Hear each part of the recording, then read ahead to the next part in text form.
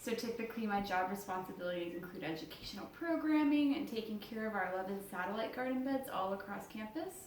Unfortunately, because we're in quarantine, we can't have the Earth Day celebration that we've all been waiting for and super excited for. So we're gonna make it up and do a little bit more fun programming today. Today I'm gonna be talking to all you guys about houseplants, everyone's favorite. So stay tuned and we'll get ready to go. There's a lot of benefits to owning houseplants. First of all, houseplants are really good for your mental health. Starting your own seeds reusing paper eggshell containers. We're going to look at how to reuse some old containers that we have in order to make our own little house plants, specifically like succulent planters. You can really use anything to make plants. Here we have an old bundt cake pan. So houseplants are awesome. I think right now they're really in fashion. I mean, you see this, everyone has like succulents or their favorite type of fig tree or plants like that. But there's a lot of benefits to owning houseplants. First of all, houseplants are really good for your mental health. Just the connection of being close to nature has been proven to make us more productive, lessen anxiety, and also help us become more creative. So that's pretty cool. Secondly, houseplants are great purifiers of the air, and so they really help promote a healthy environment and home. Plants take in toxins, and they also produce a lot more oxygen, so your air level quality is a lot better, which helps increase your health benefits. There are a lot of different types of houseplants that you can have, and that you can help take care of. So it just really depends on your personality, the type of home you have, what you want to do. So for example, I have this lovely fiddle leaf fig. There you go, fiddle leaf fig plant. It can grow up to like 7 feet tall if you let it. The nice thing about these kinds of plants is they do really well in medium light, and they only require watering when their soil is dry. So you just want like a lightly damp soil. But there are other types of houseplants here. As you can see, we have the menagerie. So you have your leafy varietals, like this painted guy. You have your bamboo. You have succulents, which are really popular. So a lot of the leafy houseplants that we have here, like this one, this whole tree, they require low to medium light, damp soil, but they don't really like anything too direct because it's a little too much for them. That's why they do really well indoors. Now other plants like succulents, like these aloes here, do really well with a lot of intense direct sunlight. So what you want to do is like when you're taking care of more of a leafy plant like this, you want to keep it like outside of direct sunlight, but you want to make sure that it's moistened and that the soil is like slightly damp. Now, aloes and succulents can go a long time without having any water, and they really enjoy direct sunlight. So a lot of good options for you to get if you're looking for something a little easier is like aloe plants. Air plants are really cool because they don't require any soil. Any form of like hen and chicks or other succulent varieties. I like this dude a lot because he has this one really big leaf. Super cool. So yeah, there are a lot of options. Honestly, every houseplant that fits your own personality can really make a home in your house. The first thing I recommend when you're looking for a good houseplant is to look at your house and the types of light that you get during different types of day to help you determine what is the best options for you or the best room. So this room gets a lot more natural light than my front room, so we typically put more of our succulents and some living plants here. Secondly, if you're not really into like houseplants and you just like having flowers or something beautiful, that's totally cool. That's great. And you get a lot of the same health benefits. You get that added fragrance a lot from flowers, but there are a few cool options. Here we have some nasturtiums, and so what you want to do is whenever you buy these flowers, preferably from a local farmer's market, is you just want to take a pair of scissors and cut the bottom off at an angle. This will help the plant absorb most of your water. And you just want to make sure that it's pretty clear. It depends on the type of plant. Sometimes you can change it once or twice, but once it starts getting a little greenish and a little odory, that's when you want to change it. So yeah, in our next segment coming up, I'm going to be teaching you how to reduce, reuse, and recycle as we create our own succulent pot holders. At Old Campus, we like to incorporate sustainability into all of our programming. On the agricultural side, that includes reusing water for our drip irrigation and practicing crop rotation, which is changing crops every season the soil to ensure that it does not get depleted and increases diversity and richness of the soil. And it also helps mitigate disease. If you're like me and it's now springtime and we're dreaming of summer and warmer days ahead while we're stuck inside with quarantine, you're wondering what kind of projects can I do that will help, that are outdoorsy or garden inspired. And so I have a few for you today, but our first one is starting your own seeds reusing paper eggshell containers. Preferably the biodegradable ones, so you can just plant it right in the soil and it'll break down. But here I have some paper eggshell containers from One Run, and we have been growing tomato seeds for the past about 2 weeks, and they've been doing really well. We got these tomato seeds when I was younger from my Italian neighbor, and we've saved them and kept preserving them, and they've been doing really well in this climate. So yeah, I'll just show you the little steps and then give you a little more instructions for caring for tomatoes.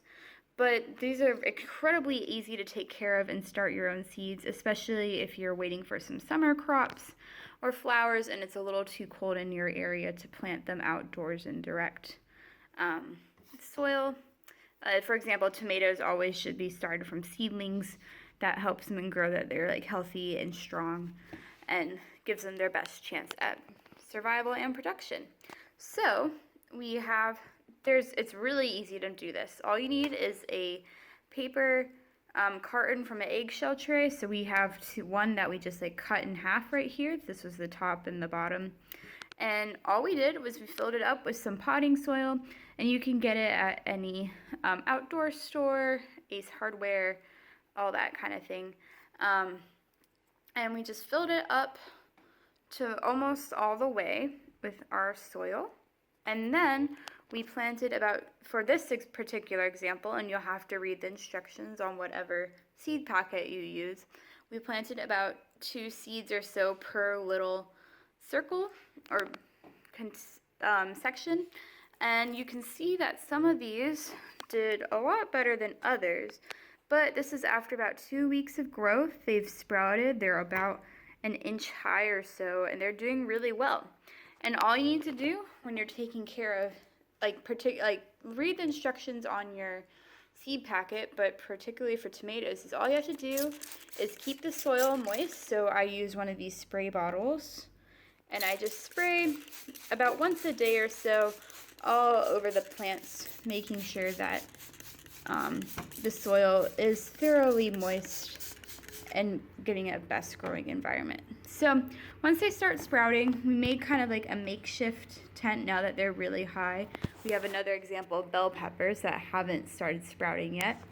All you want to do is just take some plastic wrap, and once they start growing high, you can use these skewers or chopsticks, and you just kind of make a little plastic covering, and you tuck the edges in, so you kind of create almost your own little indoor greenhouse. And this helps A, absorb the sunlight that's coming from your house, and B, traps in the moisture, so it gives it a really nice, hot, moist growing environment. And particularly tomatoes love this.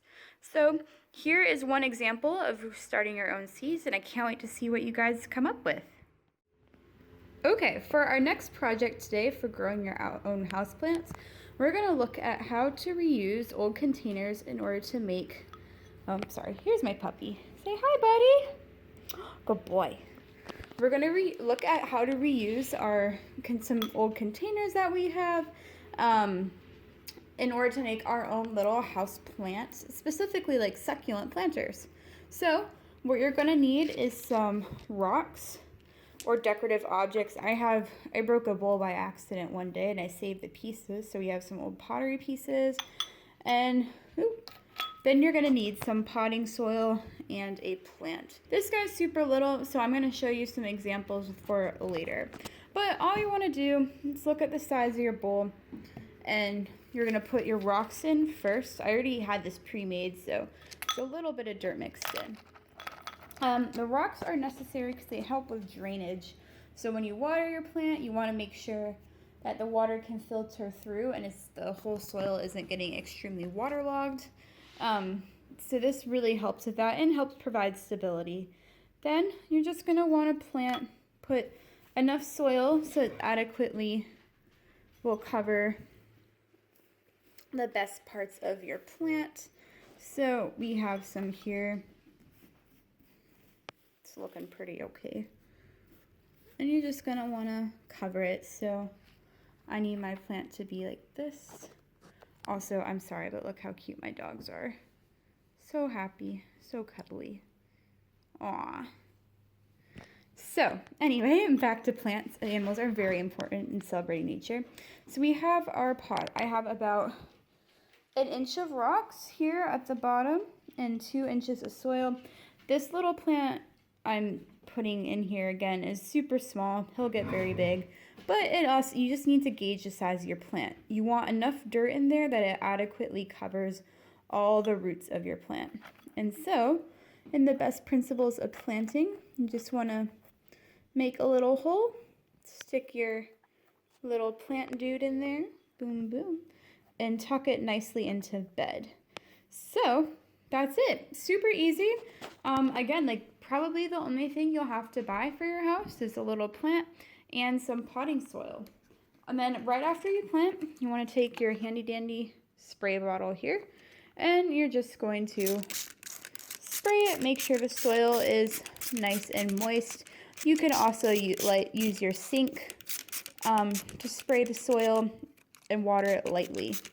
So here we go. This is reusing something we had at home. I think this is an old vase, and using it to make a really cool plant holder.